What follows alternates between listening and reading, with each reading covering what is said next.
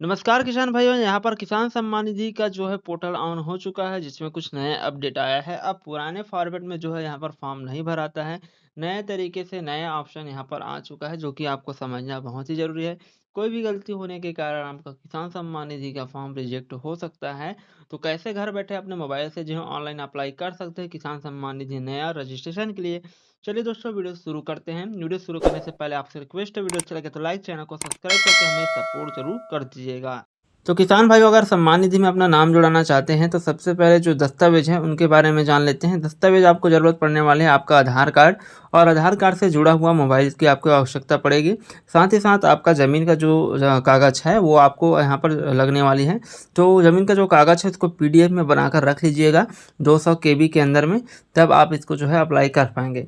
तो सबसे पहले अप्लाई करने का जो प्रोसेस है, आपको क्या करना है, अपने मोबाइल या कंप्यूटर में जिस पर भी आप अप्लाई करना चाहते हैं वहाँ पर सबसे पहले गूगल में PM किसान आपको सर्च करना है। तो यहाँ पर हम PM किसान सर्च कर लेते हैं।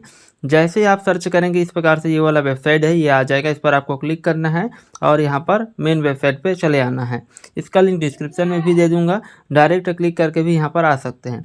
अब देखिए दोस्तों, यहाँ पर जैसे ही आप आएँगे इस प्रकार से इंटरफेस रहेगा जिसमें न्यू फार्मर रजिस्ट्रेशन का एक ऑप्शन देखने को मिल जाएगा।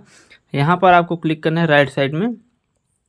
जैसे यहाँ पर न्यू फार्मर रजिस्ट्रेशन पर क्लिक करेंगे, सबसे पहले आपका आधार नंबर यहाँ पर आपको फिलअप करना पड़ेगा। तो यहाँ पर अपना आधार नंबर हम डाल लेते हैं। ये जो पुराना जो प्रोसेस है और अभी का जो नया प्रोसेस है, दोनों में बहुत ही अंतर आगे आपको देखने को मिलेगा। उसके बाद जो रजिस्टर्ड मोबाइल नंबर है आधार कार्ड से, वही मोबाइल नंबर यहाँ पर आपको फिलअप कर देना है। फिलअप करने के बाद आप जो भी स्टेट से बिलोंग करते हैं उस स्टेट को सेलेक्ट कर लेना है। तो हमारा छत्तीसगढ़ है। उसके बाद इस कैप्चर को डालकर, इस कैप्चर को डालने के बाद यहाँ पर जो है गेट OTP का एक ऑप्शन है, उस ऑप्शन पर आपको क्लिक करना है। तो चलिए यहाँ पर ऑप्शन पर क्लिक कर लेते हैं। जैसे हम गेट OTP पर क्लिक करेंगे तो जो भी अभी आपने जो मोबाइल नंबर दिया है उस मोबाइल नंबर पर OTP आने वाला है। उस OTP को यहाँ पर फिलअप कर लेंगे। उससे पहले ही जो कैप्चर है उसको दोबारा से यहाँ पर फिलअप कर लेंगे। तो यहाँ पर OTP आ चुका है, OTP को हम यहाँ पर डाल लेते हैं। OTP को डालने के बाद दोस्तों ये जो कैप्चर दिया गया है उस कैप्चर को जैसा दिया गया है वैसे यहाँ पर फिर से डाल देते हैं। देन इसके बाद यहाँ पर सबमिट पर हम क्लिक करेंगे। अगर OTP नहीं आता है तो आप रीसेट पर वो भी कर सकते हैं। देखिए हमारा जो है सबमिट हो चुका है। सबमिट होने के बाद फिर से जो अब की बार हमारा आधार से रजिस्टर्ड मोबाइल नंबर पर OTP आया है, तो इस कैप्चर को फिर से यहाँ पर फिलअप कर लेते हैं और जो आधार से जुड़ा OTP आया है उस OTP को यहाँ पर डाल लेते हैं। डालने के बाद यहाँ पर ये नीचे दिया गया है, इस पर क्लिक करेंगे और यहाँ पर वेरीफाई आधार OTP पर क्लिक करेंगे तो यहाँ पर आपका प्रोफाइल खुल के आ जाएगा जिसमें फार्मर का नाम, एड्रेस और पिन कोड वगैरह पहले से फ्री फिल रहेगा। यहाँ पर आपको फिलअप करने की आवश्यकता नहीं है।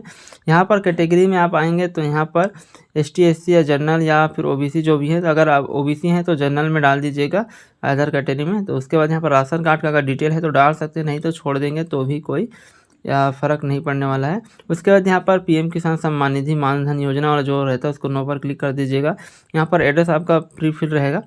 उसके बाद किसान भाइयों आपको नीचे आना है। नीचे में आएंगे तो फार्मर का यहाँ पर फैमिली डिटेल पूछा जा रहा है जिसमें फार्मर का मैरिटल स्टेटस यानी कि सिंगल है, मैरिड हुआ है, ये पूछा जा रहा है। तो यहाँ पर आप अगर मैरिड हैं तो मैरिड सेलेक्ट करना है फार्मर। उसके बाद फार्मर का जो भी पति या पत्नी जो भी रहेगा उसको सेलेक्ट करना है। जैसे यहाँ पर फार्मर एक पुरुष है तो उसका यहाँ पर वाइफ सेलेक्ट किए हैं और उसका वाइफ का जो भी नाम है आधार कार्ड में वो यहाँ पर हम डाले हैं।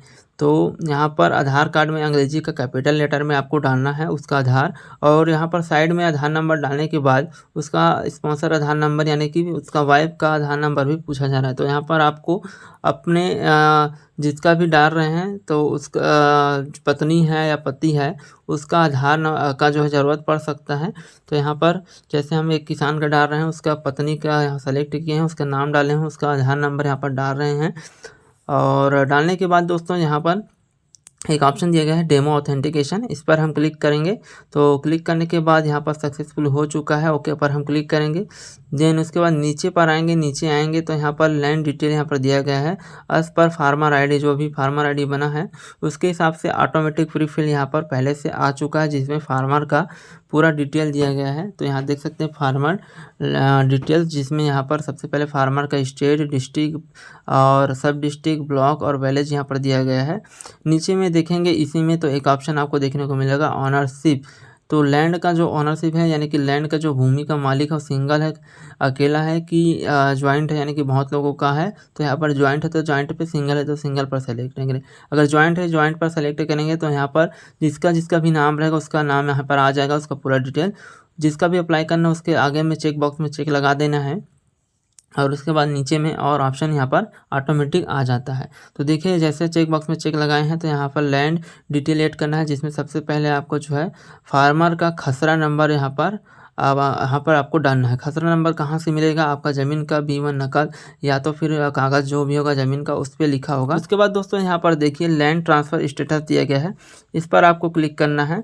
तो 2019 से पहले का अगर आपका पास ये ज़मीन आया है, जो भी आप डाल रहे हैं जिसके आधार पर PM किसान सम्मान निधि, तब तो आपको मिल जाएगा। लेकिन अगर 2019 के बाद आपने ज़मीन लिया है तो आपको एक ही यहाँ पर कंडीशन में लाभ मिलेगा, जब आपका 2019 के बाद जो लिए हैं ज़मीन उसका मालिक जो पुराना मालिक है उसका डेट हुआ होगा तब। अगर उसका डेट नहीं हुआ है तो यहाँ पर हिंदी में देख सकते हैं दिया गया है कि PM किसान के दिशा निर्देश अनुसार जो व्यक्ति पिछले मालिक की मृत्यु को छोड़कर किसी कारण से 2019 के बाद भूमि के मालिक बने हैं वे PM किसान योजना के तहत लाभ प्राप्त करने के पात्र नहीं हैं। तो यही बोला जा रहा है, तो आप ध्यान से इसको भरेंगे। अगर आप 2019 के बाद ज़मीन लिए हैं तो अगर मृत्यु हुआ है किसान का जिससे आप लिए हैं तो मिल जाएगा। अगर नहीं लिए हैं, अभी नॉर्मल ही लिए हैं, मृत्यु नहीं है, किसान जीवित है, तो आप उसका लाभ नहीं ले पाएंगे। उसके बाद ओके पर क्लिक करेंगे और यहाँ पर उसका डेट डालेंगे, जैसे उसका डेट हुआ है फादर का, मदर का, जिसका भी यहाँ पर हुआ है उसका, या फिर पति या पत्नी का जिसका भी डेट हुआ है। उसके बाद उसका लैंड का विजिटिंग डेट यानी जब से वो लैंड आपके पास आया उसको डाल दीजिएगा। उसके बाद यहाँ पर जो भी डेट हुआ है जिसका 2019 के बाद वाला, तो उसका आधार नंबर यहाँ पर डाल दीजिएगा। ऐड करेंगे तो ऐड करने के बाद ये पूरा ज़मीन आपका यहाँ पर ऐड हो जाएगा। ऐड होने के बाद यहाँ पर एक चीज़ बताया जा रहा है कि आपका खसरा नंबर और जो यहाँ पर खाता नंबर ऑटोमेटिक जो आया है वो दोनों सेम नहीं होना चाहिए, अलग अलग होना चाहिए, ठीक है।